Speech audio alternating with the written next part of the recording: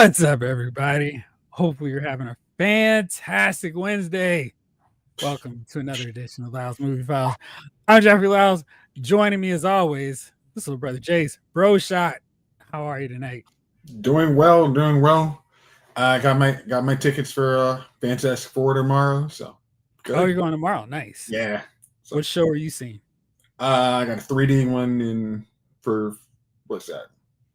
Yeah, right after work. So I'm sure traffic is going to work perfectly for me. 3D. Yeah. You going to the GT theater? Yep. Nice. So you're seeing it IMAX. Oh yeah. Nice. Very good. I mean, I'm not really a snob on seeing movies like the superhero movies in IMAX, but they really are a little better. I mean, because I would say this. You didn't need to see Thunderbolts in IMAX because the colors were muted. It was, I mean, it's if anything, and that's what I always say. If you can see a movie like what's my man, Speed Racer, anything that has that really good pop, I'm thinking Tron Legacy is going to be a great one to see in IMAX. But anything that has muted colors, just go with a regular theater. Aries, isn't that the name of that one? What did I say? Legacy. I probably did. Which was great to see in 3D. Yeah, that's well, no, that's what I meant. The kind of Legacy you saw when that was one of those great. If you had a 3D TV, that's a great movie to have. Speed Racer, same thing. Those colors are just bam, hit you right in the face. So if you got a movie like it seems Fantastic Four, just you can see in the preview, see it like as you can see in our background, it's got these really bright colors. Really want you to see them. So it's like, okay, I'll make sure I see that in some IMAX. Let's say what's up to everybody here in the chat. James Green, what's up, good people? What's up, JG? Oh. So, do tell, is Fantastic Four good? I seen it short. Did you know for your reaction? Yes, I will. As soon as I clear through our comments, I will go through it. Lawson Wallace, what's up, Jeffrey J's Chief and the Lyle's Movie Files crew. Chief might not make it on. He just texted and said he's going to try to hop on. We'll see if he shows up. The like button has received the smackdown. Excellent. What's up, Snake Eyes? Howdy, partner. Blake Tarpley. Like, by the way, also hit. What's up, Jeff, Jason Chief? All the fine folks who love film and figures. Blake saw Superman yesterday. I give Superman a B minus. B's better than C or D. Okay. Taylor Parks here. Flame on. And we are third. Lawson. My wife and I hope to see Fantastic Four in a few days. Coming off a Superman movie high. I'm hoping for good things. Yeah. I like the backdrop. It's a cool picture of him. IMAX always gives you that little bit extra in terms of picture and sound. It does. Oh, yeah. Oh, by the way, we're talking about Fantastic Four. This is episode 400 of Lyle's Movie Files. We were doing this not on YouTube all this time, of course, but since we've been coming together on Wednesdays, recording our audio podcast, and now evolving to YouTube, this is our 400th episode. So congratulations for sticking it with everything all this time, bro shot, and thank you all for coming on board and watching the big show. Appreciate y'all. Yeah. It's really is fun how you get to Fantastic Four and it's 400 episodes. That's just kismet. Like, that was really cool. Is. Kevin Davis says Superman will make between $500 and $600 million. We shall see. Ryan Daly, what's up, everybody? What's up, Ryan? David Thanos, what's up, y'all? What's going on? So I take it you did not get a chance to meet up with DT. Somebody, this guy, didn't actually read text messages after they've been out at 4 a.m. and didn't actually process what people say. So that was on me. Yeah. Good time. Hey, Mark A. Happy Wednesday, Movie Files crew. How are you tonight, my friend? Kevin Davis, international audience will push Fantastic Four first steps, make between 600 and 800. I think you might be right. I'm going to respond to your comment in just a second, Ryan. Okay. I was going to say. David Thanos. I'm glad Jason enjoyed his weekend in 305. You know when a guy had too much fun when he replies the next day. I just saw your message. Yeah, it really was. I hadn't been. It was one of those deals. I hadn't been out. Actually trying to figure out, should I go home at 3 o'clock or find the next move? So it was like, hey, you are your age. You need to go home. Exactly. Get out of here, old man. Lost and Wallace, episode 400. It's clobbering time. Say it. Blake's Harpley. Congrats, Jeff, to you, Jace, and Chief, Norris, and King, and Gunner. Got to give a shout out to Gunner, who was with us for 250 episodes. Yeah, he was here for a while. Right. He got to the YouTube stage. There you go.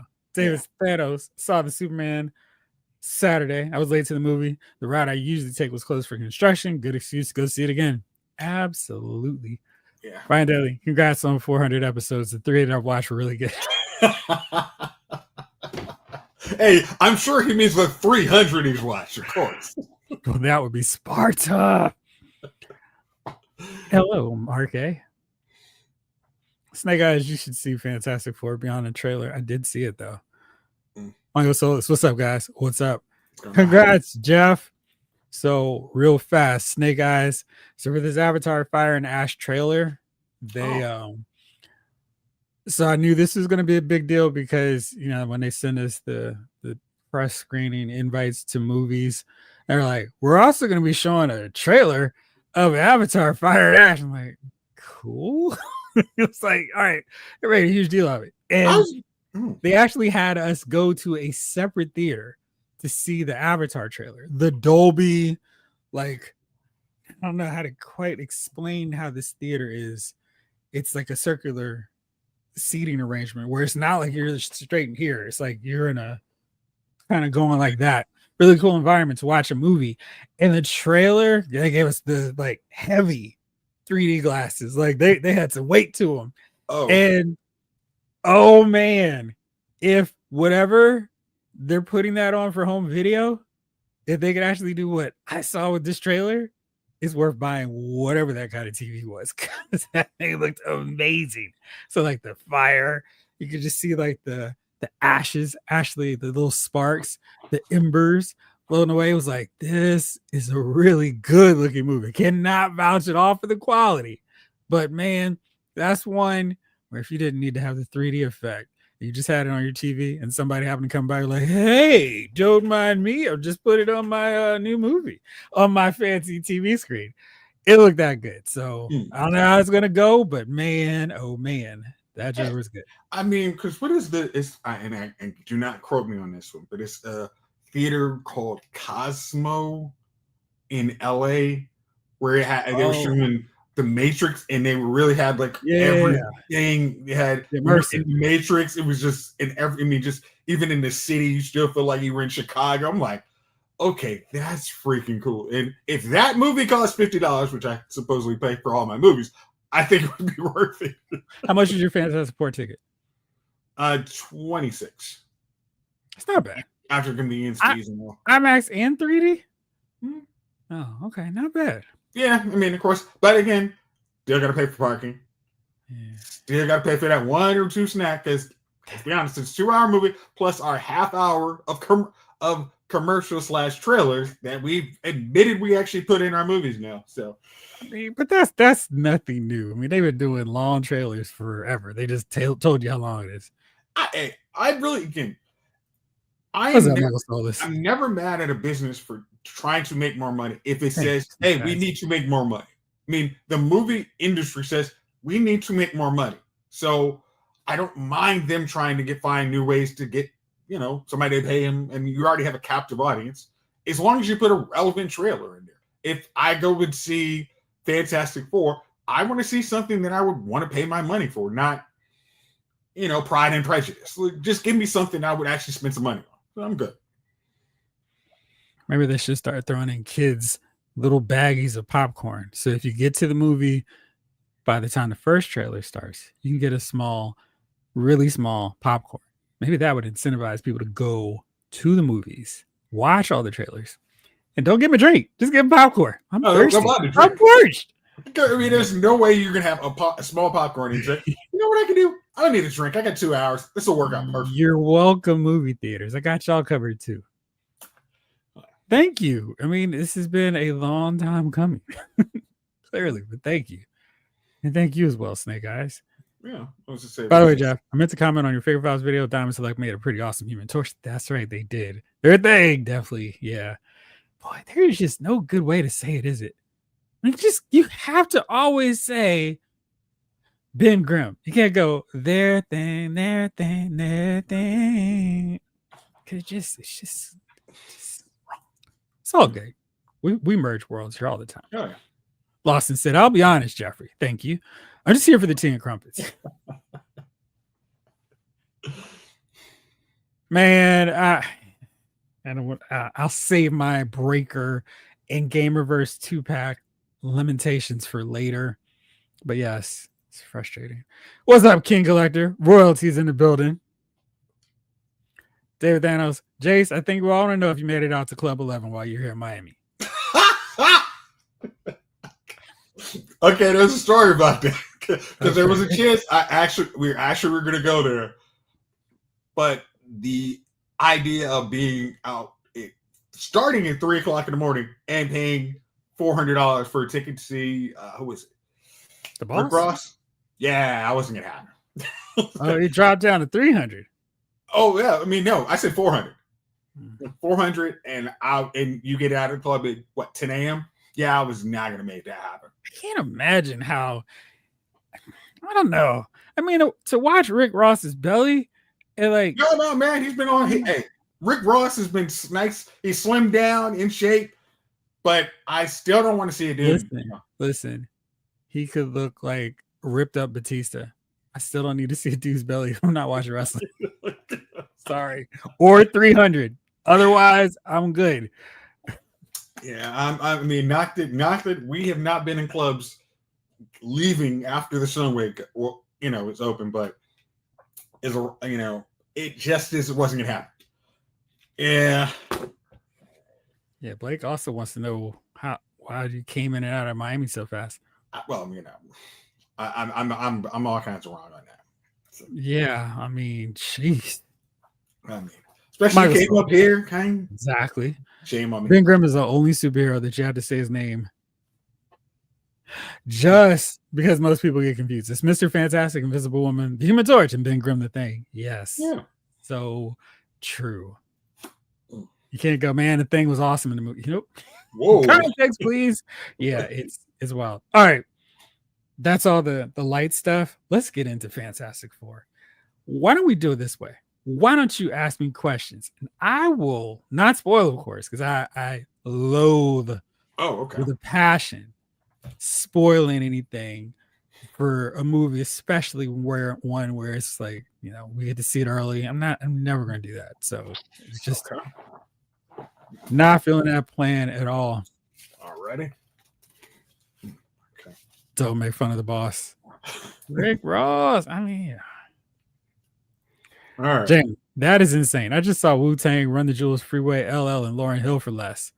Yo, if you mentioned Lauryn Hill, he might have been out there at noon leaving that concert, bro. All right. Okay. I mean, maybe. All right. So, what do you got? I mean, I can just go long form discussion, but let's do it that way. Okay. Word, yes. We saw your review. I read your review on LowsMovieFile.com. Boom. We have to do a plug, especially for episode 400. Exactly. I think the easiest question is, who is your favorite character and why? Boy. So I think we're with a team like the Avengers, the X-Men, Guardians of the Galaxy. It's easier to have a favorite character because they have like 6, 7, 8 characters or, people in the team. With a Fantastic Four, especially if it's done right, everybody gets equal share of screen time. I mean, Superman had a larger ensemble. It was like, all right, who's my favorite character in Superman? But this is like, I felt like it was a great pie. split four ways. And everyone had a great moment in the movie.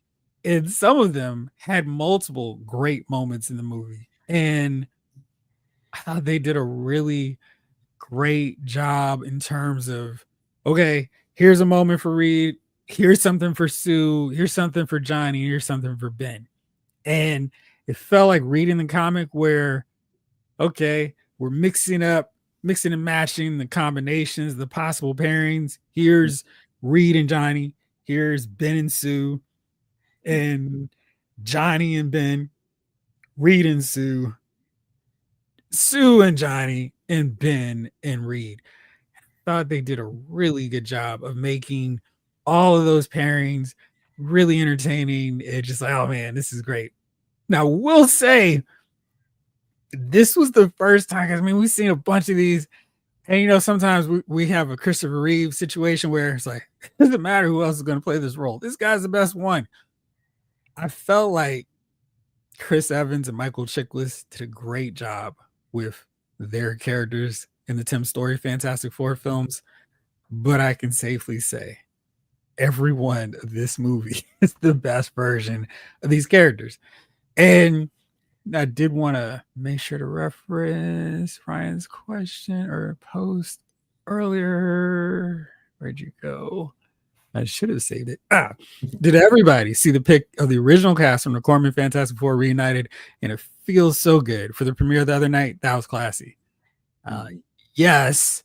And yeah, like sometimes they have people at the premieres, like as a nice, classy token gesture of, hey, let's recognize and celebrate who came before us. Other times it's not just that. And this movie is such a love letter to the Fantastic Four, which I thought was great. Very much like Superman, where it's hey, keep up. We're not spoon feeding you a 40-minute origin. I talked to Dwayne and I said that was something that was crucial, because the Fantastic Four's origin can spend so much time with the movie, where it's like you need a sequel just to have a real adventure of the Fantastic Four. This one, they're already there doing their thing. People love them. It's great. And this one makes sense why they're not in the regular world. It's not, or regular world. They're not on the 616 planet, but I know that's not quite right either. Whatever the MCU Earth is, whatever their designation is, it makes so much sense. It wasn't like the Eternals. Yeah, we saw Thanos coming. We all decided to take a long nap and have some popcorn, see what was going to happen. It's not like that. And I thought they did a really good job with that. I know this is kind of weird. And hold on real fast. Let me respond. G. Absolutely no spoilers. I won't do that to you. I'll wait till next week, maybe even 2 weeks after. But I want to make sure everybody gets a chance to see the movie first. All right, go ahead. I'm sorry. I was going to just, I mean, maybe not knowing that the director for Eternals had the option of putting this in another universe.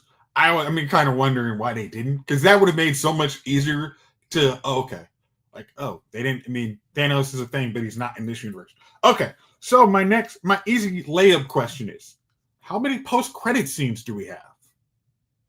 Okay, so I feel like we're in this era now where we expect to. I feel like for a long time, the MCU second trailer or second post-credit scene is like, okay, I can take it or leave it.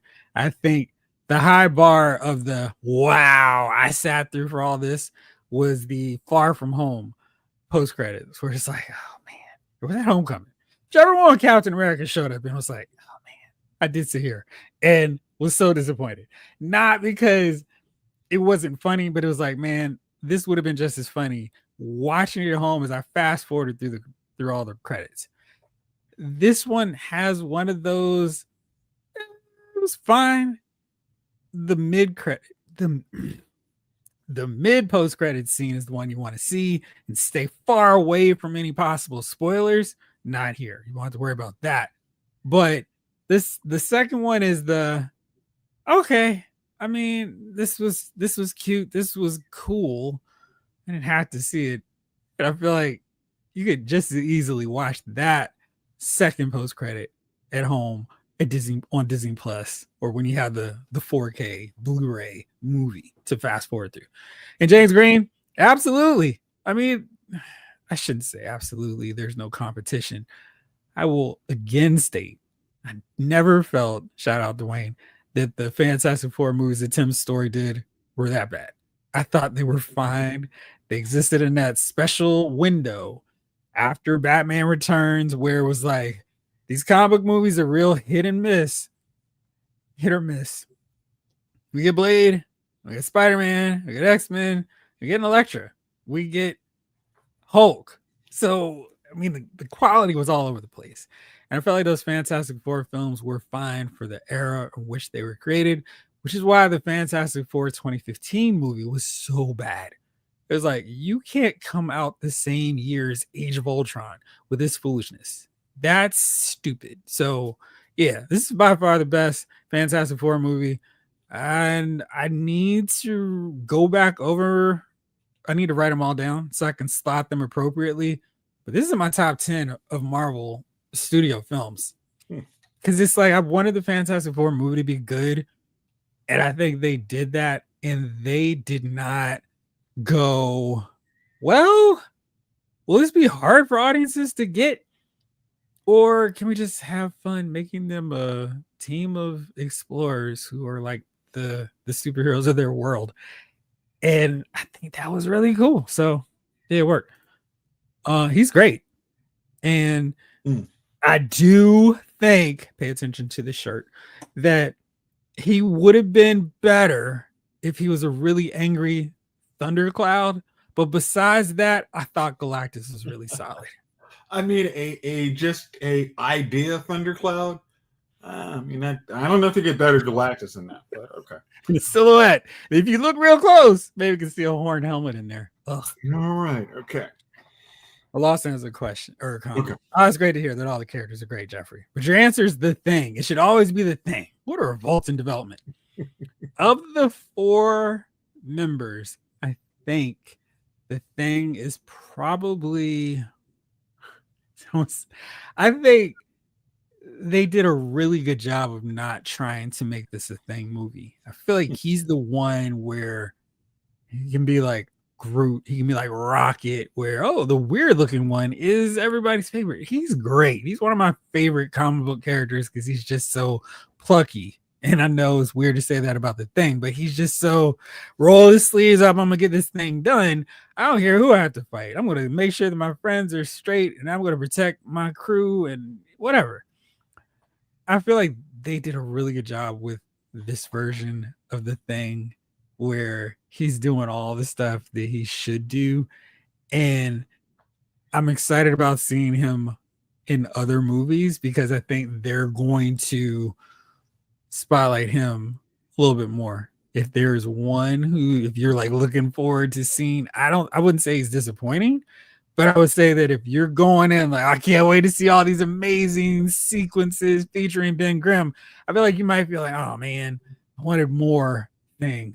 But he's great at all of his scenes. Okay. All right. Because this is one is really point. How is Pedro Pascal as Mr. Fantastic? Because I think we all, if I don't want to say if there's a weakling, I mean, I think the Tim Story, I think everybody was kind of all right. Ben and like you said, Ben and Johnny were really great, but Mr. Fantastic and Sue Storm probably weren't as strong as they could have been because we had to focus on Doctor Doom. Did they kind of, hey, Mr. Fantastic is the lead, or is he kind of part of the ensemble? Oh boy. So I feel like when we were talking about this movie before, it was a lot of and Sue Storm's the leader of the team. And that's not from an accident. I want to see if I can pull up really quickly. Let me see here, because I feel like I can find this from like an unorthodox source. Let's try this. Invisible Woman. Actually, maybe it's that one. Anyway, because it really felt like in the marketing they were trying to push this narrative that she's the leader of the team. It's not that one. Huh. Anyway, there was a lot of like, oh, an invisible woman's the leader. And I remember the the annoyance with that. To me, I was like, she's already the most powerful member of the team. Their whole dynamic works because Reed is somewhat dysfunctional with personal relationships. He needs the rest of them to keep him grounded, but he's a great leader in terms of like telling him what to do when a fight's going, because he's the one that takes all the emotion out. Here's what we need to do to deal with this problem. Where the rest of them, Johnny's hot tempered, Ben is like, I don't care, I'll just keep going in there. And Sue was like, Reed, it's too much. I'm joking. That's how she was in the cartoon. But I thought that's how they had her in the first kind of early episodes of issues of Fantastic Four, which she absolutely was. Absolutely. Yeah. I mean, they can't do that in 2025. I think they did a great job of giving everybody something to do and sticking to the roles of the team as they should be. If you're a long time or follow the Fantastic Four for any reasonable amount of time, I feel like everybody does their role perfectly. And I think he's really good.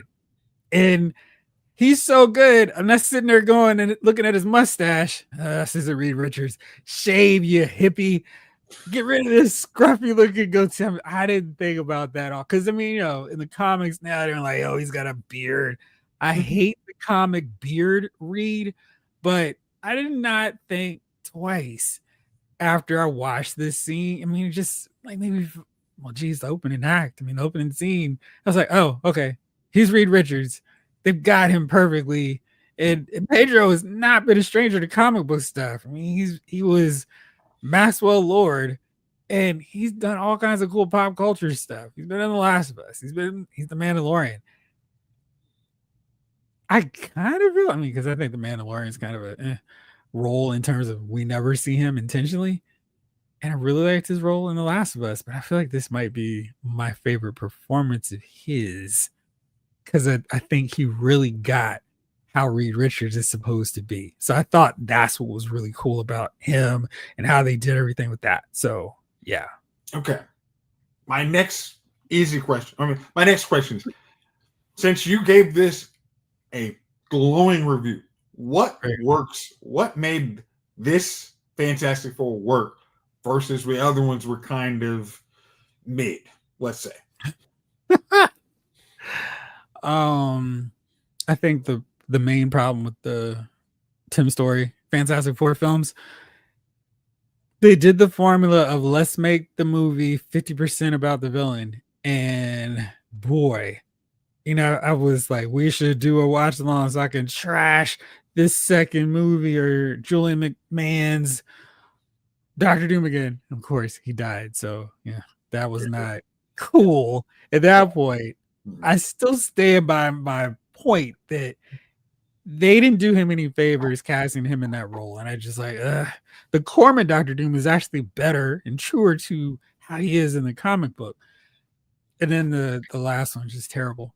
But I feel like, you know, like Christopher Nolan, let's not have any Dr. Doom here in the movie. Great. Who else can they fight? And I think that helped a lot because they've always got, Nolan legitimately had a Joker card to pull out at the end of Batman Begins. But man, it was really like, oh man, I can't wait to see these guys fight Dr. Doom. It's going to be amazing. So that was something I was really looking forward to seeing because he wasn't here. And they gave them a sense of being heroes, doing heroic stuff in their world. And we don't have to mention Dr. Doom. So when the Silver Surfer comes through, it's like, oh, this is real. And I think what they did better than the rest of them, the other films have been too grounded. This one is, let's go as wide and big as possible. Let's make this an Avengers level epic movie with these four characters. And we've seen some pretty big movies. Like I definitely didn't think Black Panther was a small scale film.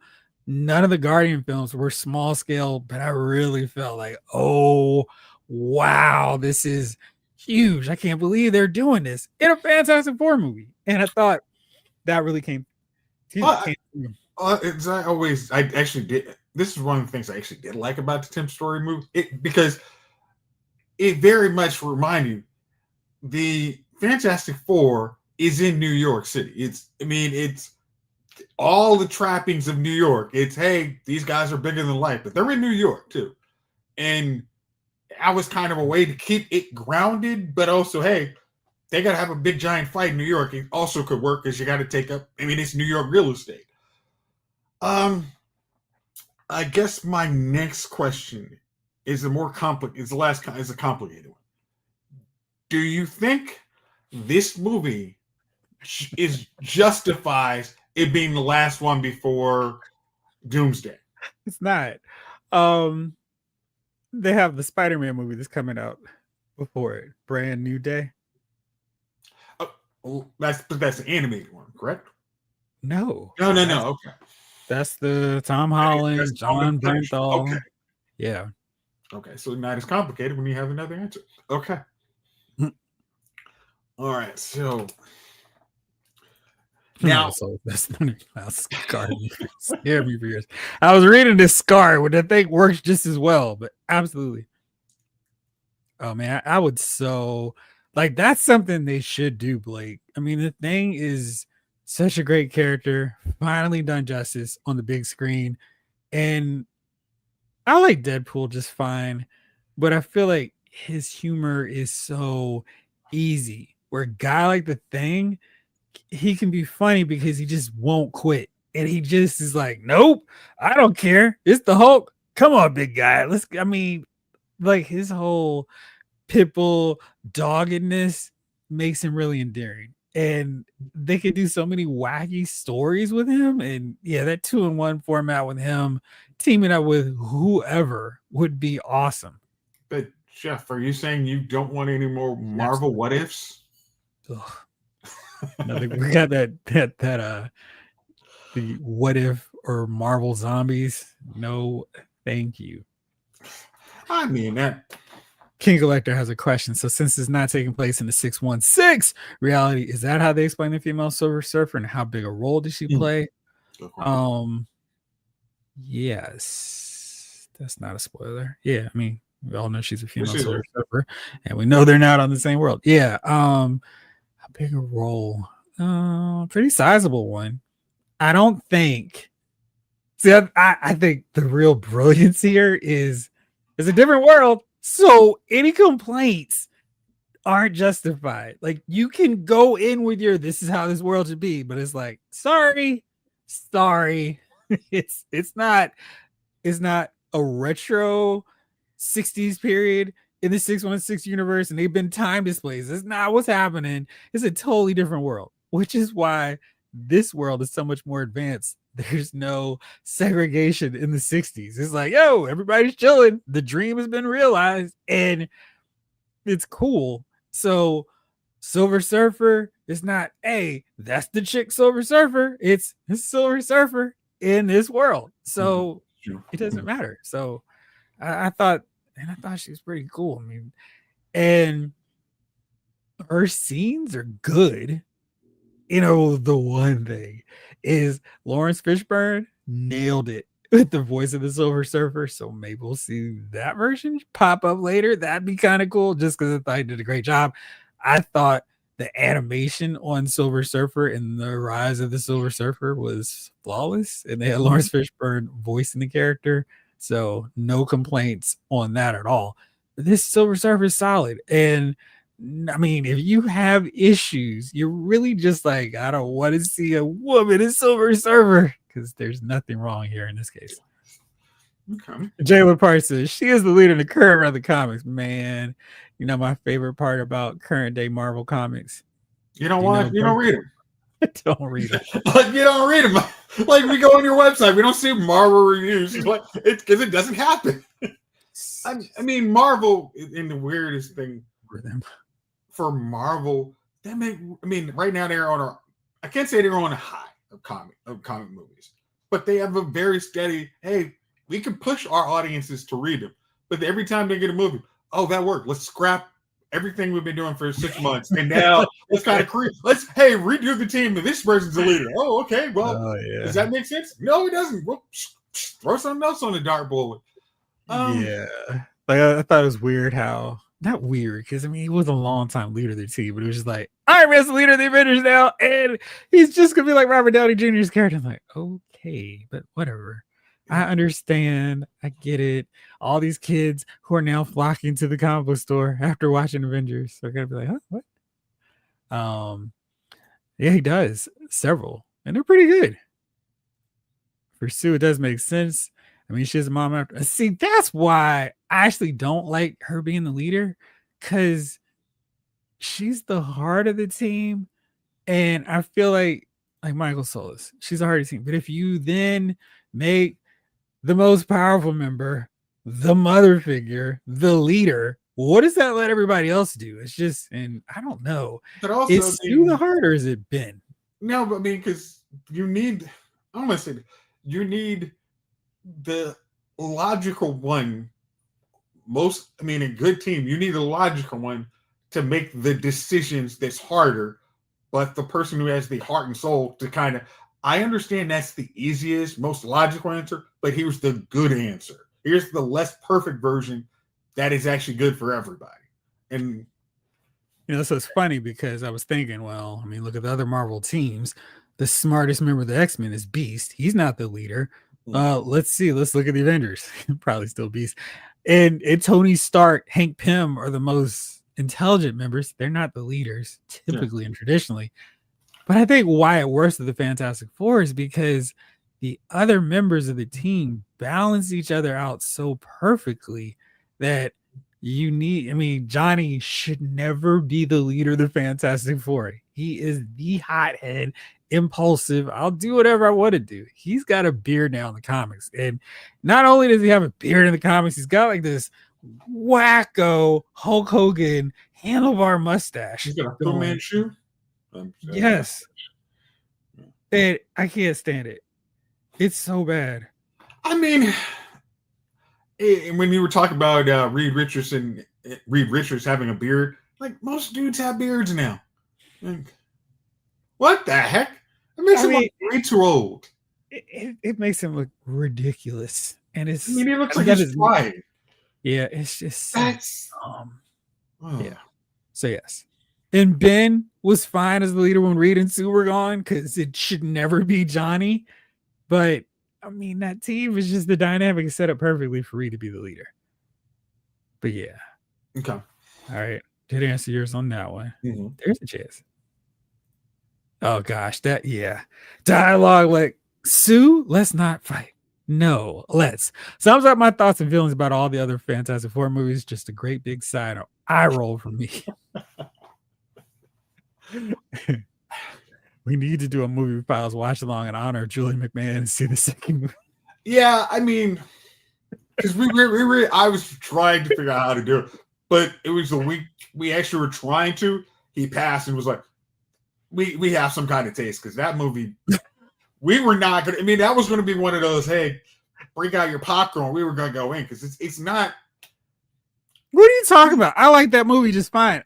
And he's way better in that movie than he was in the first one, but it really felt unnecessary to have Dr. Doom again because it was like, well, it works for Magneto on the next movie. No, it didn't, and I think that was the big problem. Is it did not work on Magneto. Should have been nowhere near the second movie, and he sure as hell shouldn't have been in the third movie playing the role of corruptor of Jean Grey when he supposedly has been around when Jean Grey had been around the whole time, which is garbage. Lost in. I remember when I was watching Agatha. I was like the fourth episode. I was like, "This is garbage," and then after that, it's like, all right. But it gets better. So here's my I think one of my last questions. Did this movie was Fantastic Four almost out of place with what they've been pulling out with the new what is this the multiverse saga? No, I feel like this one legitimizes the whole point of the multiverse saga, where you got superheroes that are the superheroes on their world, and they've never come into contact with the Avengers, never come into contact with the X-Men, Guardians, Alpha Flight. It's just them. And so to answer or to go on what you're saying, Harry G, man, I mean, I was watching it kind of midway through, like, oh man, this movie's so good. I wish they had got this movie out to us before Endgame, because it'd have been amazing watching this Fantastic Four with, I mean, like, where would they be? Would like half of them be? I mean, it was only half of them. Which half would be split up, going with Iron Man, Doctor Strange, and Spider-Man? Would you put Johnny? That makes sense. Put him there in Thing or Sue. Yeah, maybe Sue and Johnny. You have to take out Mr. Fantastic, because you Mr. put Fantastic Mr. Fantastic with what kind of crew? But he would have been the guy waiting almost 5 years. He's actually trying to solve the problem. He's like, no, I got it. I'm not leaving the Baxter building until I figure out how to actually solve this. And because that was our swan song for Robert Downey Jr., he has to be the one that solves everything. And that's he solved everything. All he did was snap. I mean, the man figured out time travel. Did he really, or was that Ant-Man? No, that was him. Ant-Man actually figured, he kind of gave him a spark, but then Morgan said, "Did you figure out time travel?" I was like, "I did." King Collector, they do a Thing solo series on Disney Plus. It'd be great. They base it on that old Clash series of comics with Doctor Strange and his classic storyline. I don't remember that one. Lawson, my comic book collecting and reading is from the late 30s to 1989. 1989. That's comics I love, read and collect. I'm not into modern comics. Don't hate them, but they're for a different audience. That is a great way of phrasing that. But they're a different animal. Just back like what I'm into. Everyone should do likewise. I mean, because I have a stack of Marvel comics that I never get to. And every time I try and read, I'll get to a story. I'm like, what is the point of this? It's, we're going to make, they made Steve Rogers Hydra for 2 seconds. And, Scarlet Witch's powers are so overblown. And it's okay. But where's the actual story going? It's, everything has to we're going to screw everything up and then act like it didn't happen in 2 minutes. Yay, fun times. That part. Lawson, comics are not dying, comics are not crap. Rap is crap. And there are always comic book gems being printed on a regular basis. Man, so today is Wednesday. I'm very, very far behind on my comic book reading, but absolutely. Like, there's so much great stuff in Image right now. The Ghost Machine, they haven't put out a bad book yet. So this week, Geiger, Hornsby and Halo, the Rocket Fellers, good stuff. Then also Void Rivals, Transformers, G.I. Joe, the Energon Universe, great, every installment. And DC has some really great books out there. All of the original 3 Absolute Universe books, so Absolute Wonder Woman, Batman, Superman, great.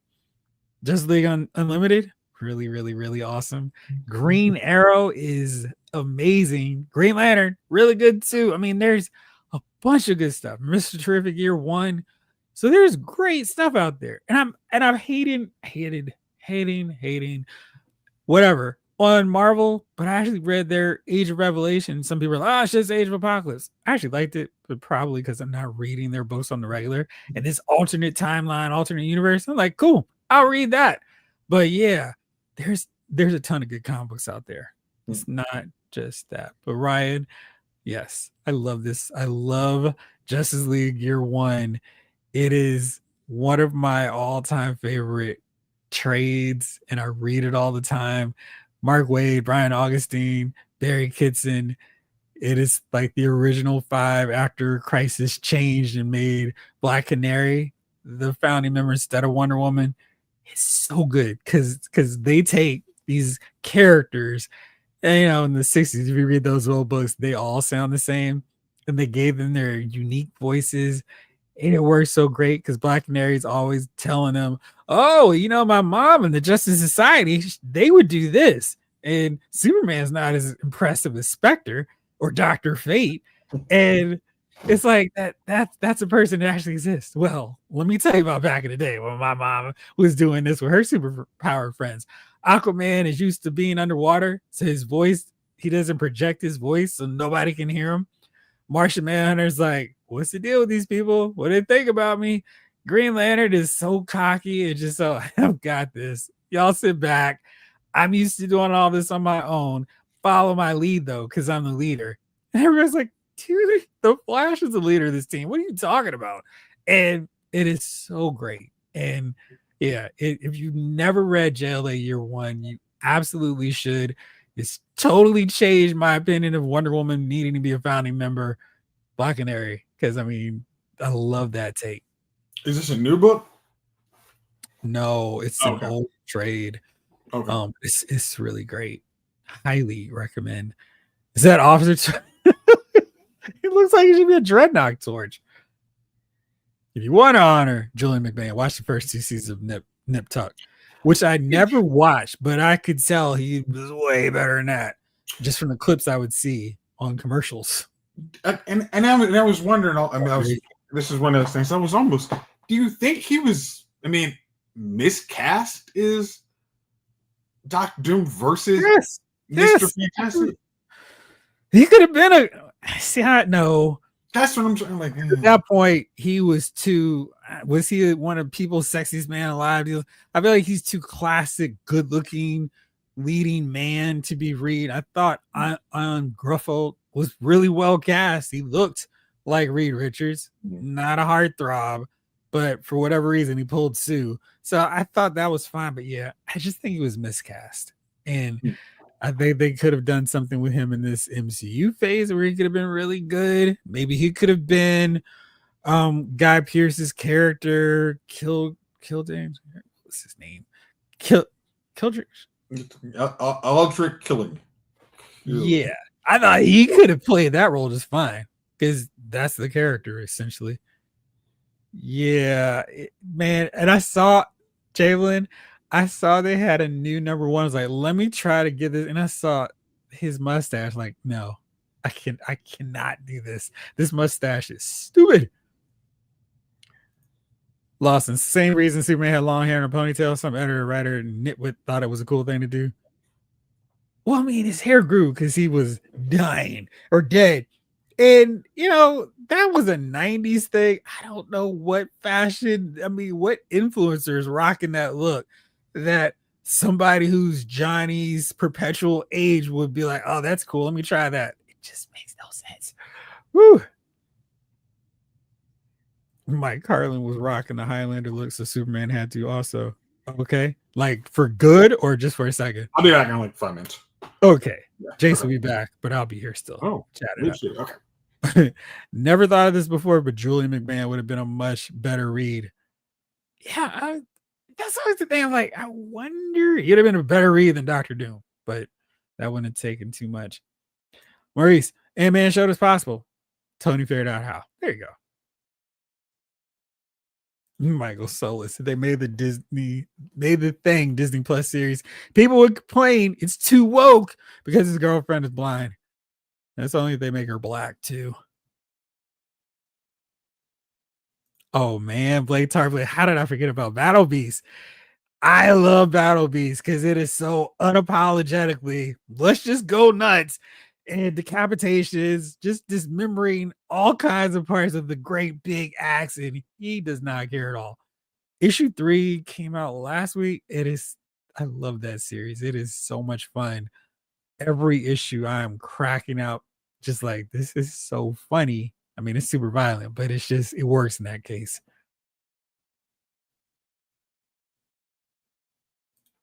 Comics have been dying every decade. I hope they don't. I mean, where are we going to get our ideas to ignore for movies? Maurice, we got a huge backlog of comics from a few years back when I stopped collecting physical and decided to go digital. Still working through the backlog, so I haven't started anything digital. What are you reading? I would definitely recommend Yeah, let me know when you stop reading so I can give you some recommendations. Oh, exactly. I mean, it's so good because it gives so much personality to all five of them. I mean, Batman shows up, Superman appears, Green Arrow. I mean, it's just so well done the way they do it. And it's like, oh, this is such a great take on these characters. And Flash and Green Lantern, Brave and the Bold. I love that too because it's like a continuation. So great. So I did see that one of my buddies is texting me as they go on with all that stuff. That sounds kind of interesting. Yeah, I'll definitely be talking about that tonight for sure. See, I knew his writing had to be stellar from an artist perspective because they were just so well done. I, I'm that's not surprising, but I feel like yeah, that makes total sense. Yes, best scene in JLA Year One is Aquaman learning to read, speak, and Martian Manhunter telling him to start with German because the rules of English make no sense. Yes. What's up, Rick Cage? Greetings, Last Movie File citizens. Beyond or Jeff is merging worlds with infinity gems, cosmic cubes, mother boxes, and lantern rings in his pocket. And the other one is flashing a peace sign or playing a piano. Shout out if you got that reference. I mean, everything that he's been doing has been so amazing. Like if you're reading Justice League Unlimited, if you read Batman, Superman, World's Finest, that was DC's best book alongside Nightwing and the Flash for many, many, many years. It's still good because he's still writing it. Thank you. Need to add that to the list. Blake Tarpley. Remember when Doc Samson had a ponytail and a cool leather outfit?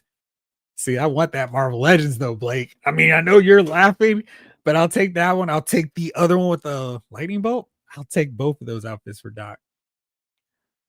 Maurice, how's how you say it? I feel like his name is just so like I feel like I'm saying it wrong every time. It was an excellent read.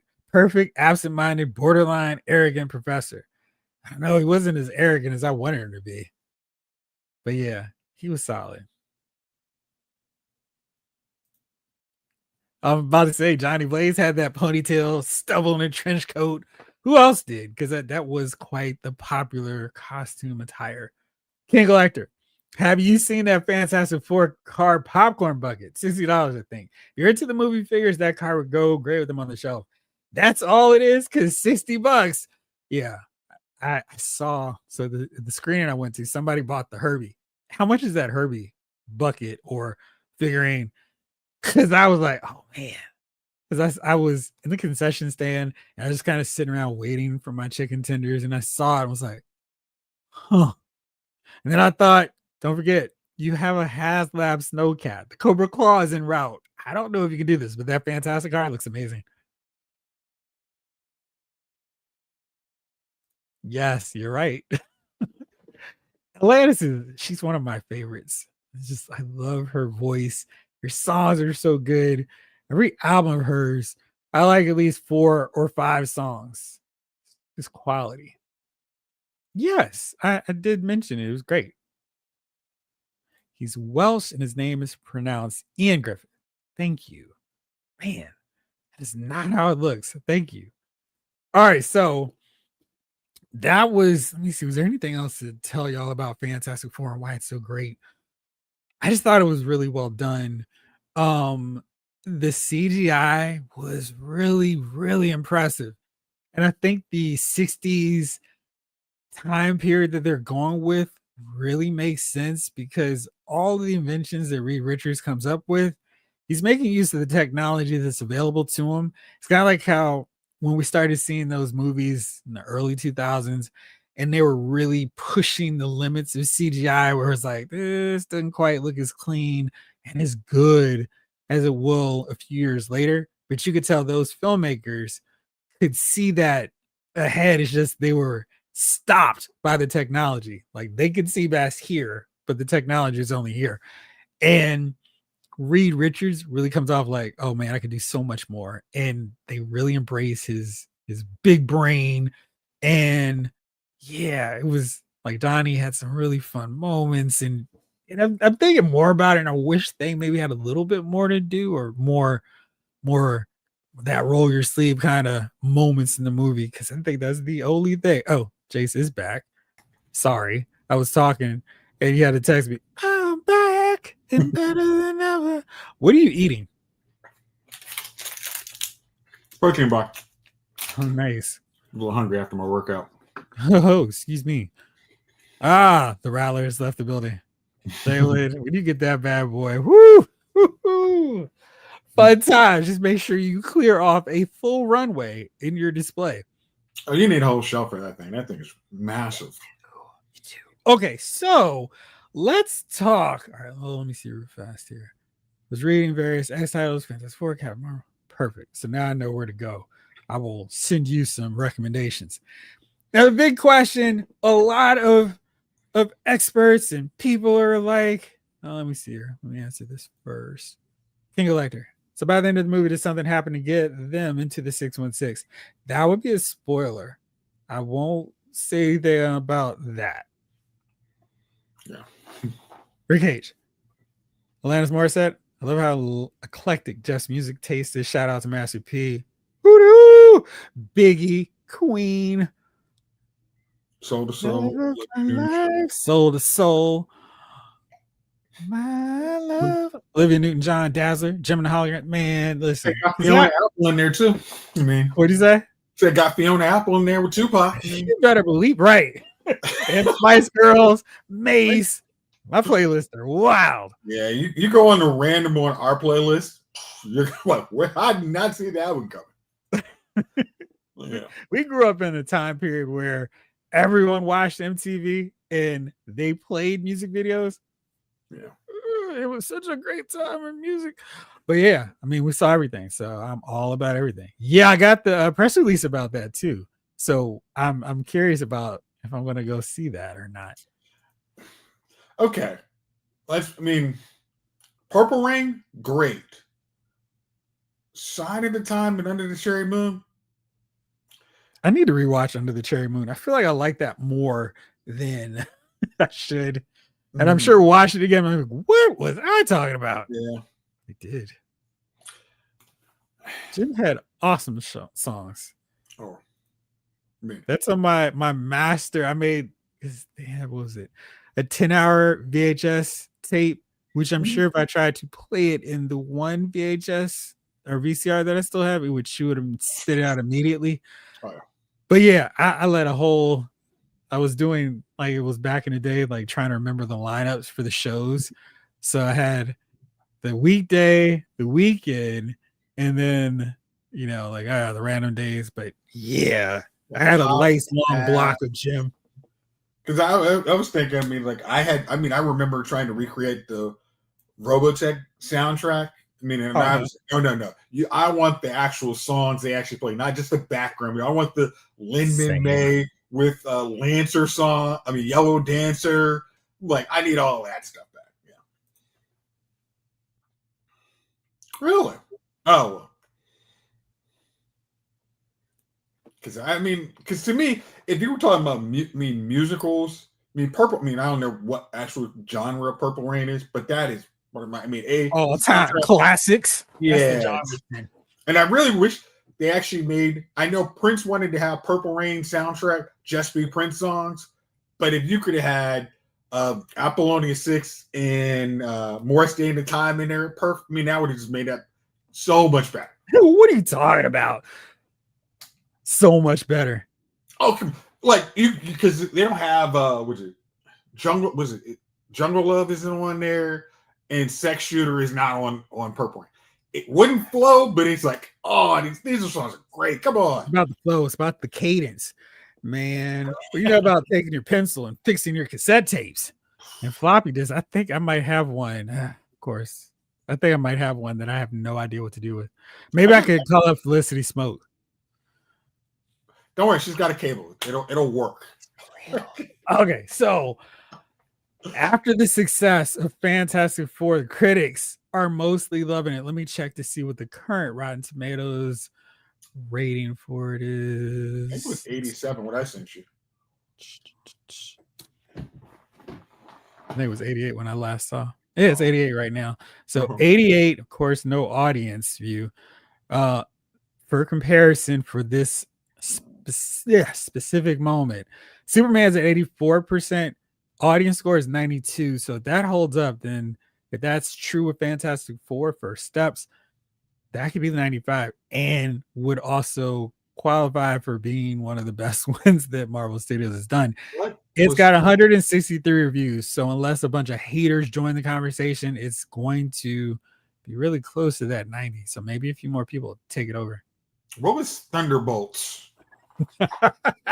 Because I want to talk about that because like that's the topic I just literally want to dig into. Like, I was laughing at Ryan Daly.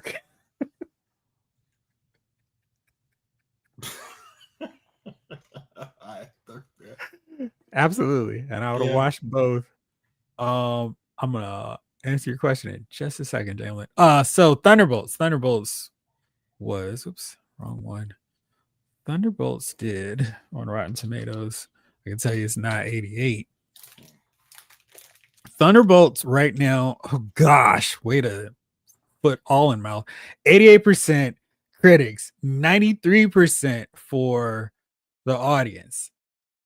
So let me do this because Kevin Feige's been making some really, really interesting stuff. Like it's wild the comments he's been making about the lack of success that Marvel Studios has seen out of some other stuff. And it's just kind of weird to me because I'm like, that's not true. Let me see. Where is this? I see. Where did it go? Because he's been making a bunch of statements and I want to say them directly so as to not misquote him. Oh, there we go. Kevin Feige believes Captain America Brave New World underperformed because it didn't feature Chris Evans. And I still feel like there's the story of Steve Rogers was done. I don't understand why we needed Chris Evans. I mean, it's all about the new Falcon, Captain America. He said Okay. Thunderbolts. Oh, go ahead. Okay, because I mean that's a Captain America with Chris Evans was a property that generated them a certain amount of dollars. Not having, I mean, technically speaking, is for some reason that comments getting cut off. I think. I don't know. My screen is doing. Oh yeah, my screen is doing some weird things. Oh, yeah. But they were used to a baseline number, and with being recast, in essence, it's like that could happen. I mean, but I think you could also look at other factors too. Like, did you market it like you thought this was a great movie, or did you? It's okay. Was it comic? Did it have stuff that you could have changed? Yes. I mean, a leader among them. And as there was, I'm trying not to spoil something that happened in a series that Jeff still hasn't finished, but. Thanks. All right. Well, let me mention something I thought was a fair go complaint about Brave New World. Because there's a lot of like, oh boy, oh you're the brain donors commenting. One was it felt like a Hulk movie and Captain America was in it, which is fair. The main villain is not a Captain America villain. Where maybe if he just fought the Serpent Society, that would have covered that problem just fine. And if they actually stayed true to the Serpent Society, I enjoyed the movie, but I think that is a legitimate complaint because that whole story could have just been told in a Hulk movie. I don't care what the limitations are. We started the leader there. But yeah, I think that's a huge deal. What's his face? So Feige said that, and then he said Thunderbolts, which made less money at the box office, and I will continue to say this because they were like chest pumped out talking about how great Thunderbolts was. We didn't get that same energy with Captain America. Thunderbolts was a very good movie, but nobody knew that title. I mean, who knew Guardians of the Galaxy? Who? No one. I mean, the general mass populace is going to these movies, did not know anything. So that excuse is lame. Nobody knew that title, and many of those characters were from shows. Which many characters were from shows? Let's break them all down. We have Black Widow and Yelena. We have Yelena. We have John Walker. We have Ghost, who is in a movie, Ant-Man and the Wasp, not Quantumania, so there's a plus in her favor. Taskmaster was in Black Widow, that movie. Hey, all these characters mean something. And Red Guardian, also in Black Widow. So there wasn't like this, and of course, Bucky been in everything since the Winter Soldier, or actually since the first Avenger. So Phase 1.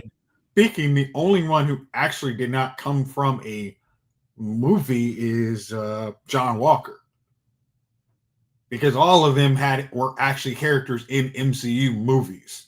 Yes. So it was like, what are you talking about? I mean, again, it was you put out a supposed superhero movie without superheroes. Your characters were just the same problem as all your other. These are recast characters or lower tier characters. This is your fault. This is not any. I mean, it's just like, hey, you have to call a spade a spade. Like, if you guys want to do Champions, the same problem is going to happen.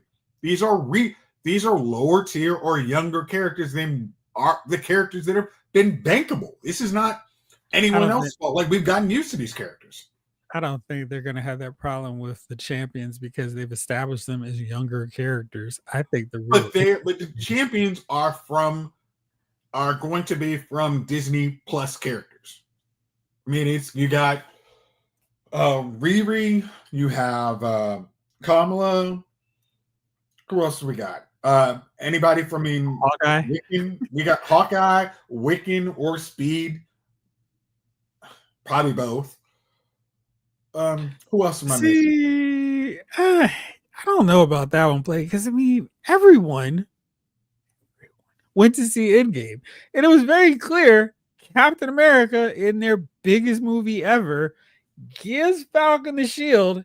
Hey, you're Captain America. I mean, they could not have made that clear what was going on. Now, maybe the whole let's tell this whole backstory in a Disney Plus series, but I mean, it's like, okay, I don't know. It's just, but I mean, even if you did not watch the Disney Plus show, you could have gone from Endgame. He's Captain America. He's been doing missions as Captain America. Right. It shouldn't have needed to do any more legwork.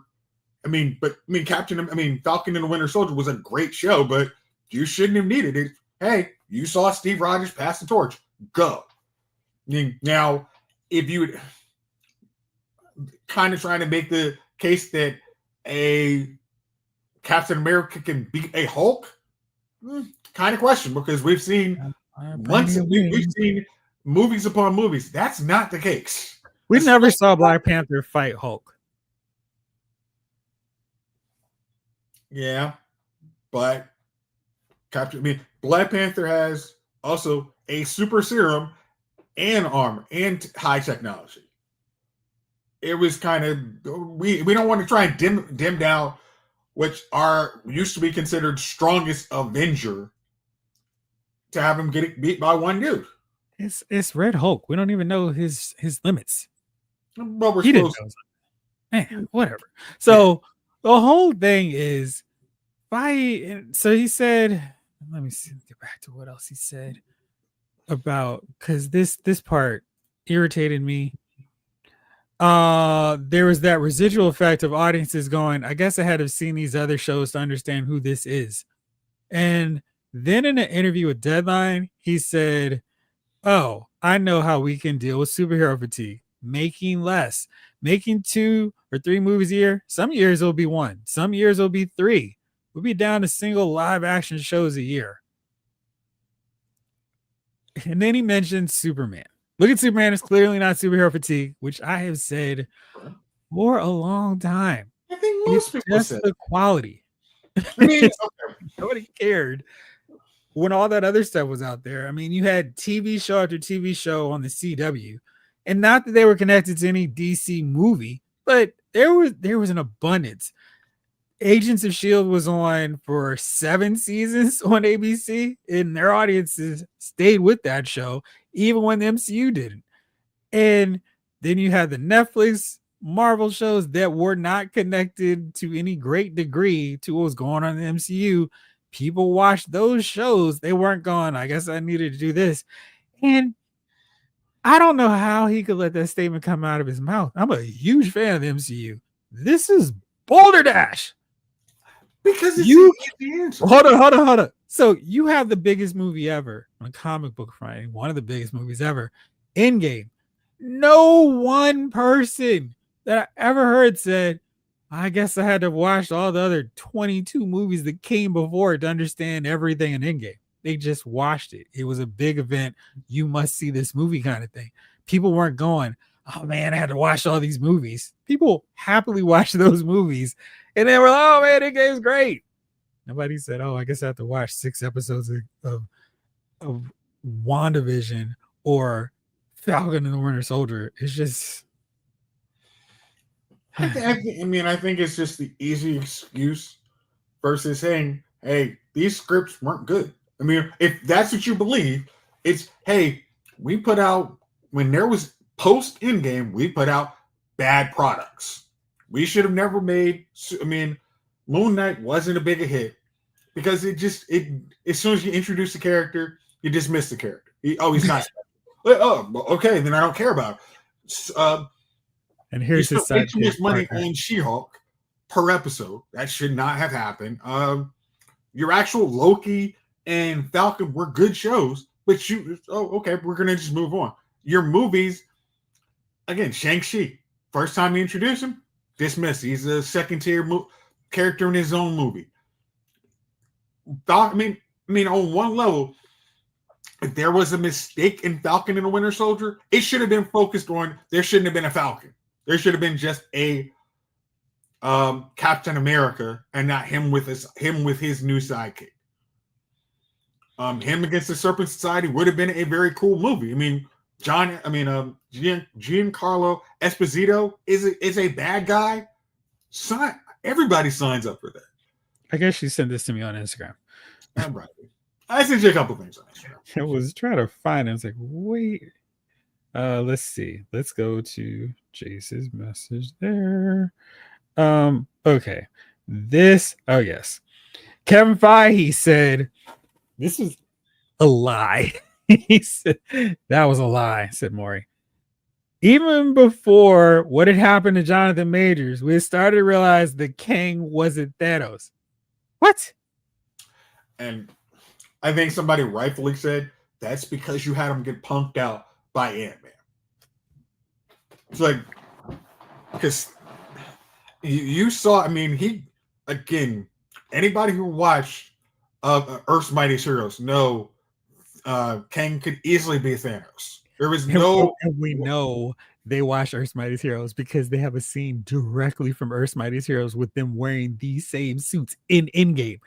So he knows Kang is a straight up mega powerful, can fight the whole Avengers style villain.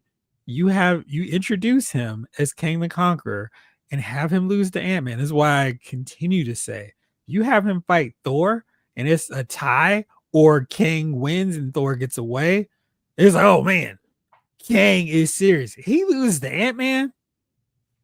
Ant-Man and some ants. Even a D-power, the asterisk is like, no, he sucks. Even in Loki, it was one of those, he's something big, but again, you had him lose to Ant-Man. Why does anyone need to care about this character? He's not good.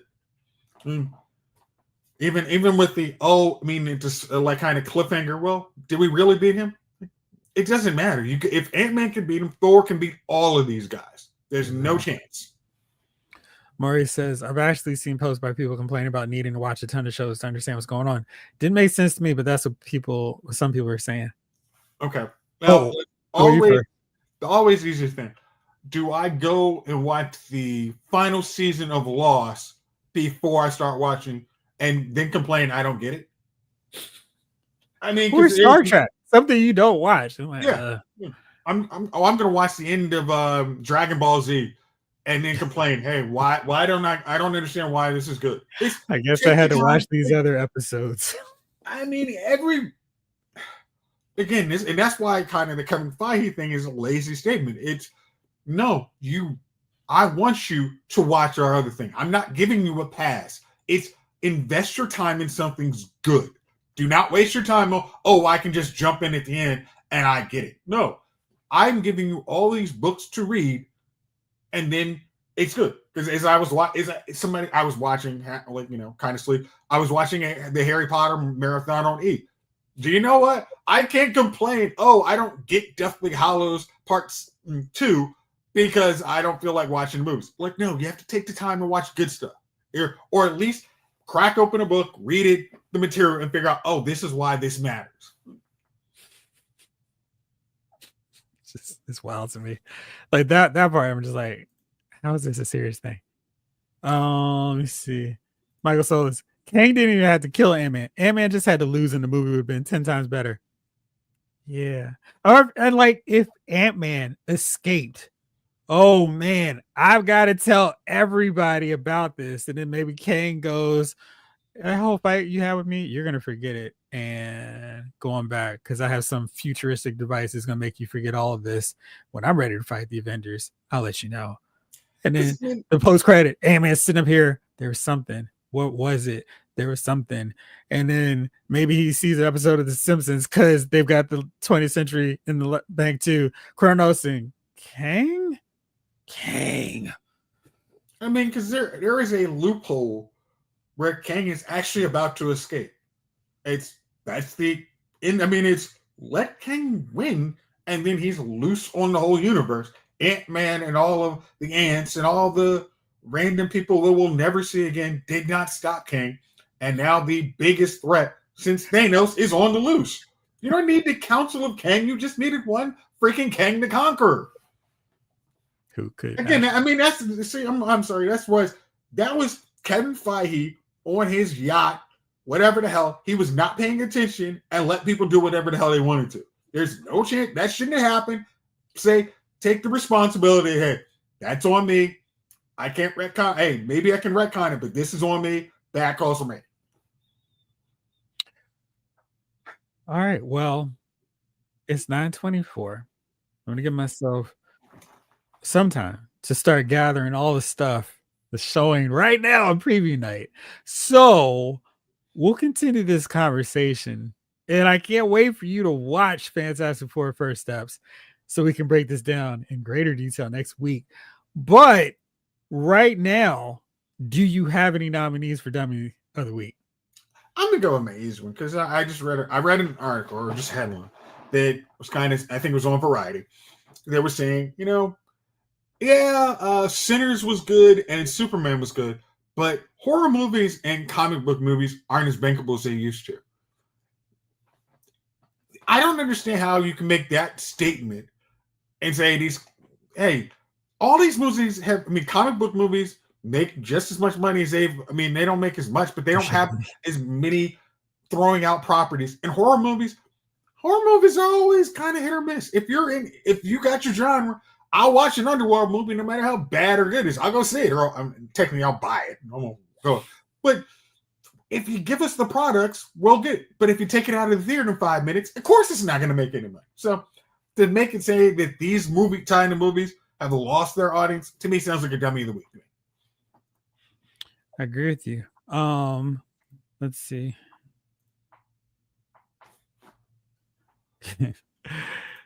So that stay ready. Let's see. My dummy of the week is Kevin Feige. We're trying to throw some gas and a flashlight on us. Just say they weren't as good. It's okay. I mean, y'all have done one of the greatest franchise series in Hollywood history. It's okay to have some times where the ball is dropped when you have a movie like Fantastic Four First Steps comes up. It's like, all right, cool. Nobody's expecting y'all to bat 1,000 because you didn't after Iron Man 3. So I'm okay with, all right, that one wasn't the best one. It's fine. Just don't go, oh, well, Chris Evans wasn't in this movie, and oh, people had to do some homework for this movie as opposed to Endgame. It's ridiculous. Jalen asked a question I do not want to forget to answer. This is easy for me. Do you need a second to come up with yours? As I said I think last shift, I got Sinners. I have Superman. Those are the two easy ones, and I don't want to. I think that's right where I am right now. All right, Like, those so are my easy two. cool. My top 5, I just go and make sure I saw or write down what I want to make sure I had correct for you. Sinners, Superman, Mission Impossible, Final Reckoning. Then where I want to go? Fantastic Four, First Steps. And boy, I'm trying to Ballerina because I like Ballerina way more than I think a lot of other people did. But I enjoyed it because it just did what it was supposed to do. Just more chaos and mayhem. I actually like The Accountant too. So we'll see how the rest of the year plays out. But I could definitely see that making it through to the end because it was really good. All right. Speaking of making it through to the end. Oh, absolutely. Man. So wildest thing, shout out, of course, Malcolm Jamal Warner, Ozzy Osbourne. Gunnar mentioned the third one. I don't remember who that third one was. I don't think I missed it. Yeah. Great. But so my wife was like, yeah, they were talking about everybody's watching Any Heartbreak because he directed that video. I'm like, huh? Oh. I mean, man, I love that video. That was one of my favorites. Still is, because it was just like one of the first, hey, check out all these celebrities in the video kind of videos, which I really dug. And of course, you're a certain age.